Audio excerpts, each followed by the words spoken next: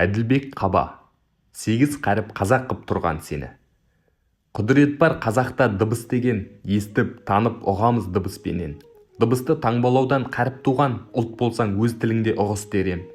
Жаһандану жұтқыштың құрған шебі, әлемнің жоқ боп кетті қанша елі. Біле білсең орыста шүршіттетпей, сегіз қаріп қазақ қып тұрған сені.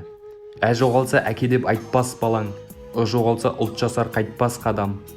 Жоғалса өлгені тіліңнің де, жұтылды ұлттар тіл үшін айқаспаған. Жоғалса ғайып ол қайтармассың, жоғалса құрдымнан қайталмассың. Жоғалса із қалмас іргелелден, жоғалса қазақ деп айталмассың. Өден келер бір сөз бар үміт деген, ұлттар ғұмыр кешеді үмітпенен. Ойпырмай, қандай ауыр өз ұлтыңды, тіліңді сақтап қал деп үгіттеген. Қасиетті қазақтың жаны тілде, егемендік елдің бәрі тілде. Әр қазаққа өсиет тіл түгілі, жоғалтуға болмайды әріпінде.